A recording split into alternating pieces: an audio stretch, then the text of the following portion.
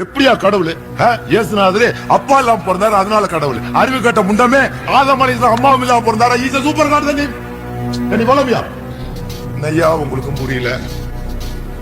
அவன் என்ன சொல்றான்? இயேசுநாதருக்கு அத்தா இல்ல அப்பா இல்லாம பிறந்தாரு. Without father he was a godங்கறான். யாரு? பிஷப். அவங்கள்ட்ட ஆடம் வருது, அவருக்கு அத்தாவும் இல்ல அம்மாவும் இல்ல. Is a super cut. Video editing எல்லாம் பயங்கரமாக இருக்குது. ஆனால் என்ன பண்ணுறது, சொல்கிற காரியங்கள் எல்லாம் பொய்யா இருக்குது. இந்த வீடியோவை பார்க்குற கிறிஸ்தவர்களிடம் ஒரு கேள்வி கேட்குறேன். இயேசுவுக்கு தகப்பன் இல்லை, ஏன்னா அவர் கன்னிகையாகிய மரியாளின் வயிற்றில் பிறந்தார். அதனால தான் இயேசுவை நீங்கள் ஒரு கடவுளாக ஏற்றுக்கொண்டீங்களா? ஆதியிலே வார்த்தையாக இருந்த தேவன் அப்படின்னா இயேசு கிறிஸ்துவை பெற்ற தாயாகிய மரியாள் இந்த பூமியில் தோன்றதுக்கு முன்னதாகவே வார்த்தையாக இருந்த தேவன் தீர்க்க தரிசனங்களை நிறைவேறுதலாய் இந்த பூமிக்கு ஒரு மனிதனாக வந்தார். நம்ம ஐயா என்ன சொல்கிறாருன்னா, இயேசுவுக்கு தகப்பன் இல்லை, அதனால தான் இன்னைக்கு அநேகர் இயேசுவை கடவுளாக ஏற்றுக்கொண்டதாக ஒரு பிஷப் சொன்ன மாதிரி சொல்கிறாரு.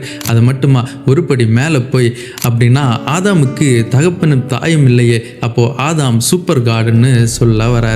இந்த பூமியின் முதல் மனிதனாகிய ஆதாம் உருவாக்கப்படுறதுக்கு முன்னதாக இயேசு கிறிஸ்து இருந்தாரா இல்லையா, அதை தான் இன்னைக்கு நாம பார்க்க போகிறோம். பைபிளில் முதல் புஸ்தகம் முதல் சாப்டர் அதனுடைய 26வது வசனத்தை பார்த்தீங்கன்னா, பின்பு தேவன் நமது சாயலாகவும் நமது ரூபத்தின் படியையும் மனுஷனை உண்டாக்குவோமாக என்றார். நல்லா கவனிச்சுக்கோங்க, இந்த இடத்துல நாம் என்ற ஒரு வார்த்தை பயன்படுத்தப்பட்டிருக்கிறது. அப்படின்னா தேவனாகிய கர்த்தர் தேவனுடைய குமாரனாகிய இயேசு கிறிஸ்துவோடு பேசுகிற ஒரு சம்பவத்தை தான் நாம பார்க்கிறோம். அதைத்தான் நீதிமொழிகள் 8:27 அவர் வானங்களை படைக்கையில் நான் அங்கே இருந்தேன் என்று வாசிக்கிறோம். எனக்கு அருமையானவர்களே, இந்த பைபிள் ஒரு ரகசியம். இந்த ரகசியம் எல்லாருக்கும் வெளிப்படுத்தப்படலை.